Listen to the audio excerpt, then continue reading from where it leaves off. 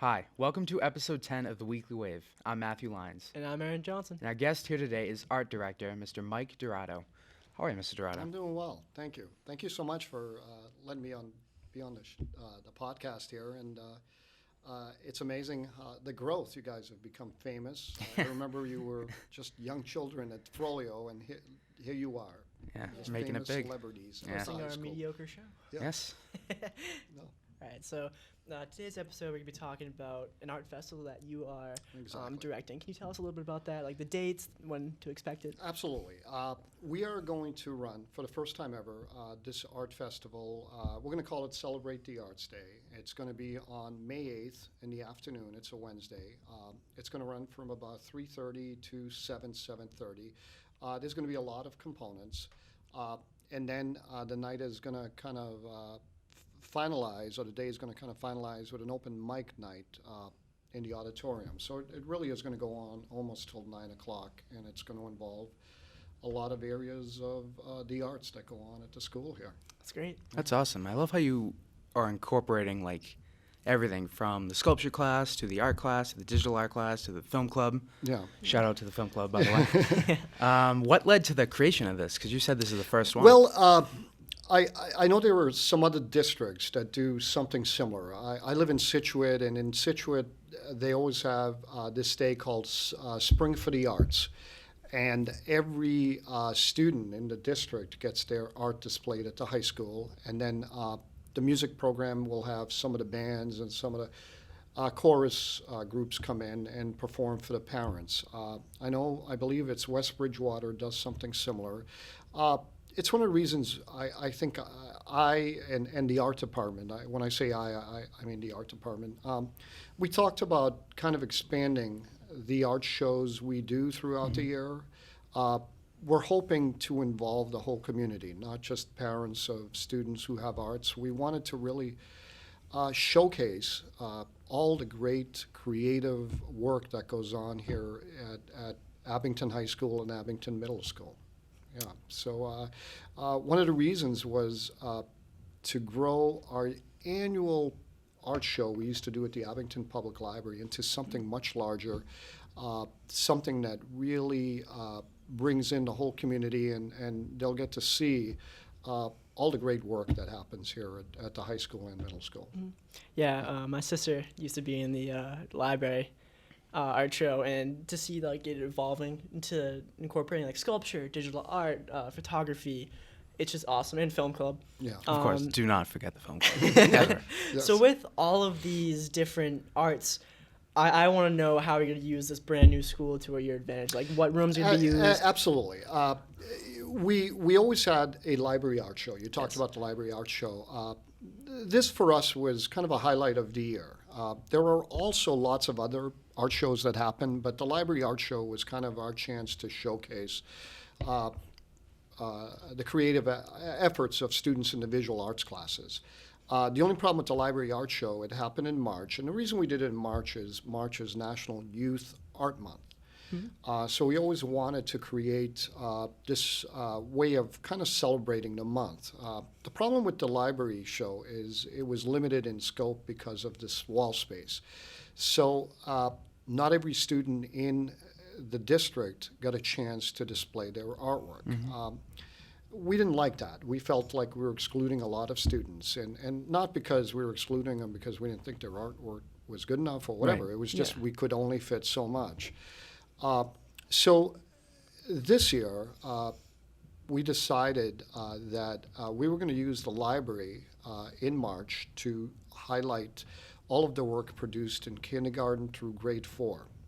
So what we did is for 2 weeks we had the Beaver Brook Art Show, and every student at Beaver Brook had a chance to have their artwork displayed. And then we took that down and we put up the Woodsdale Art Exhibit. Same thing, every student had a chance. But it still left out a lot of, the other students, the middle school students, the high school students. Now, we could have used the library and just kept doing that, but we have this beautiful new school with lots of wall space. And the library, again, did only really showcased or highlight the artwork produced in the art classes. But, when you talk about the arts, you can't not talk about music. You can't. Right. You can't talk about even like poetry or some of the film club or the sculpture classes, and we could never really display a lot of sculpture because of the space and the fact that it's very fragile. We were always afraid people were going to touch it and break it. My macaroni art yeah. that I made in there. Yeah, so this school gave us the opportunity. It's like, wow, we have all this space. Yeah. So we're going to go crazy. We're going to put up, every student in grades 5 through 8 is going to have a piece displayed. Every high school student who wants to have their art displayed will have their art displayed.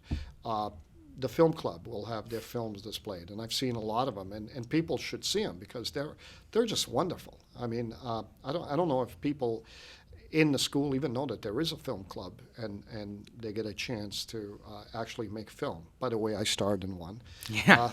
and it was a great experience. Yes. But so this is one of the ways we're using the schools. We're going to try to use the auditorium to show the film club. This is something we couldn't do at the library. Right. We're going to display the 3D work, the sculptural work on tables in the hallways and in rooms.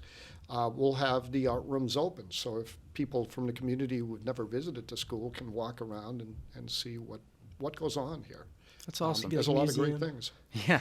Yeah. All we need is that big, like, David's sculpture Yeah. in the middle of the Could lobby. do that. Yeah. Maybe next year. Yeah. So, assuming that this all goes well, which I have no doubt that it will, is this going to replace the art show during the library? Or? No, not at all. The library loves to have that. We always use the library, so we're thinking that the library will always maybe host the kindergarten through grade 4.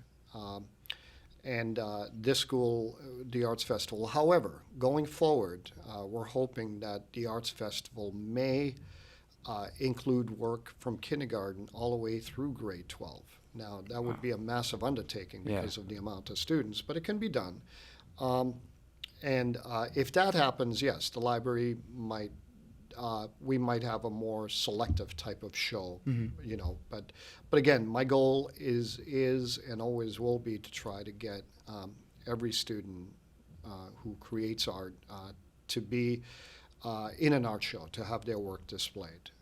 When we saw the kindergartners who for the first time would see their artwork on a wall amongst everybody else, just the excitement they saw is such a great thing to see as a teacher. Yeah. So you just talked about kind of incorporating kindergarten into the festival in the future. Do you have any other future plans for this festival? Well, this festival, we're finding, when you have this idea, bringing this idea to form involves a lot of people. At the moment, right now, we do know that we have this company that is going to frame and display the artwork produced in grades 5, 6, 7, and 8. Without this company, we could never do it. Now, this company isn't doing it for nothing. We're going to use this as a fundraiser. So parents of students in grades 5 through 8 will have a chance to buy the students' artwork framed. They're not buying that's the awesome. artwork. They're buying the frame. If they choose not to buy the frame, then the artwork goes back to the students. But it gives a chance to, come to the art show, see your students' artwork, and actually pick it up and take it home framed. That's awesome. And that money is going to go to the PTO. Some of it's going to go to the PTO. We're also going to use any of the money raised for scholarships in the art department, as well as to pay for visiting artists or any kind of other fees that might be beyond what the budget calls for. So this is a way, not only is this company making our lives easier, because if we had to hang up, I believe there's 600 pieces Wow. of work, we don't have the That's space. So the middle school art show is actually going to be in the library. It's going to be all set up on these, I forget, they use some kind of shelving system where everything is displayed. And then the high school stuff is going to get hung up in the hallway going around towards the music room, and the sculpture will be put in. We're hoping to have food. I know we're trying to get students who are in the life skill program, they're going to bake cookies and so on. Oh, that's nice. We were hoping to get food trucks, Whoa. which That's then, huge. So which was a exciting. great Yeah. idea, but we find that that actually needs the Board of Health approval. And Oh, yeah. so there were a couple of hoops that maybe we're not ready to jump through this year. So we're hoping either to get an ice cream truck. So we're hoping it's a beautiful warm day and people will buy ice cream. So they could, leave the art show and there'll be an ice cream truck out there buying. I talked to the head of the food department, and we're talking about maybe offering food for sale, maybe pizza or hot dogs and hamburgers if people so choose. So we want this, when you go to an arts festival, you go to a music festival, not only is the music and the arts part of it, but there's always a food component. Mm-hmm. So we wanted this to be a place where you can basically have a sensory experience with your eyes, your ears, and your mouth, and hopefully that covers Oh, this is way more complex than I thought. yeah. You mentioned like a museum, but this is like an actual festival. Well, we want this to be kind of almost an open house where people come in. You don't have to stay all day. You come in and just go, oh, let's go up and check out the artwork. And what's also nice is that the middle school students will see what great work the high school produces. Yeah. Yeah, I love the environment you're creating. Yeah, so it's fun. As you know, Matt, you had some artwork displayed. I remember I in the art did, show yeah. a self-portrait, or a self-portrait you did. And, we had the library show, but we also had that show in Hingham. So there's Right. always art shows. But we want this to be kind of a homegrown, we're hoping that it's just the first annual and of many annuals. Right. It's great. I love hearing the plans that's going to be in a couple of years. Yeah. Yeah. This is so exciting. This is awesome. It is. It's we're excited about it. Yeah. I won't say this right now. I feel like there's a big weight on my shoulder until this goes off, but it's exciting. Every day there's something to plan, and Yeah. and I like that. Yeah. All right. Yeah. Thank you so much for coming. Well, thank you for letting me come on the show and kind of toot my horn here about what's going to happen. So I really appreciate it. Thanks for watching. Tune in next week to see an all-new episode of The Weekly Wave. And make sure to follow us on our Twitter, Instagram, Facebook, and YouTube at the Green Wave Gazette. Thanks for watching. Goodbye.